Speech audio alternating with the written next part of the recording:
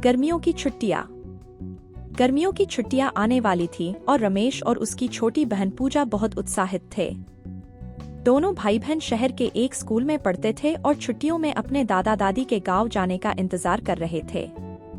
गांव में छुट्टियां बिताना उनके लिए सबसे मजेदार समय होता था।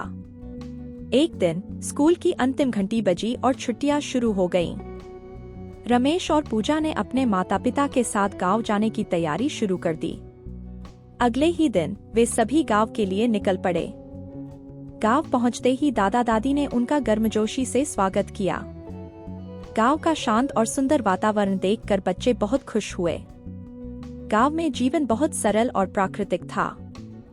रमेश और पूजा को सुबह सुबह पक्षियों की चहचहाहट से जागना बहुत अच्छा लगता था। दादी ने उन्हें बताया कि सुबह उठकर ताजगी भरी हवा में टहलना सेहत के लिए बहुत अच्छा होता है। इसलिए दोनों भाई बहन रोज सुबह जल्दी उठकर गांव के खेतों में घूमने जाते थे। दादाजी ने उन्हें खेती के बारे में सिखाया। उन्होंने बताया कि कैसे फसलें उगाई जाती हैं और किस प्रकार किसान कड़ी मेहनत करते हैं। रमेश और पूजा ने अपने दादा के साथ मिलकर खेतों में काम किया। वे पौधों को पानी देते, खरपतवार निकालते और फसल की देखभाल करते। उन्हें यह सब करना बहुत मजेदार लगता था। दोपहर में दादी ने उन्हें गांव के पुराने पेड़ के नीचे बैठकर कहानियां सुनाईं। वे कहानियां बहुत रोचक और प्रेरणादायक होती थीं।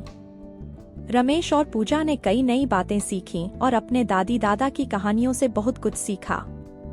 गांव में बच्चों के लिए बहुत सारी मजेदार गतिविधियां थीं। वहां के तालाब में तैरना, आम के बगीचे से आम तोड़ना और अन्य बच्चों के साथ खेलना उनकी दिनचर्या का हिस्सा बन गया था। एक दिन गांव के बच्चों ने मिलकर एक क्रिकेट मैच का आयोजन किया। रमेश और पूजा ने भी उसमें भाग लिया।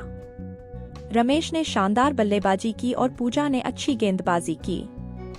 सभी बच्चों ने मिलकर खूब मजे किए और खेल का आनंद लिया। शाम को गांव के लोग अपने घरों के सामने बैठकर बातें करते थे। रमेश और पूजा भी उन बैठकों में शामिल होते थे और गांव के लोगों की कहानियां और अनुभव सुनते थे। उन्होंने महसूस किया कि गांव के लोग बहुत मेहनती और ईमानदार होते हैं और उनका जीवन सादगी से भरा होता है। गर्मियों की छुट्टियों के ये दिन रमेश और पूजा के लिए यादगार बन गए। उन्होंने अपने दादी दादा के साथ समय बिताया, बहुत कुछ सीखा और ढेर सारी मस्ती की। उन्होंने महसूस किया कि गांव का जीवन कितना आनंदमय और शांतिपूर्ण होता है। जब छुट्टियां खत्म होने लगी और स्कूल वापस जाने का समय आया तो दोनों भाई बहन थोड़े उदास हो गए। उन्होंने अपने दादा दादी से वादा किया कि वे अगली छुट्टियों में फिर से गांव आएंगे। दादा दादी ने भी उन्हें हमेशा याद रखने और मेहनत से पढ़ाई करने की सलाह दी। रमेश और पूजा ने गांव में बिताए उन सुनहरे दिनों को हमेशा के लिए अपनी यादों में संजो लिया।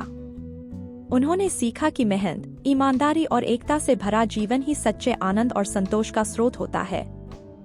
गर्मियों की छुट्टियां उनके जीवन का एक ऐसा अध्याय बन गई जिसे वे कभी नहीं भूल सकते थे।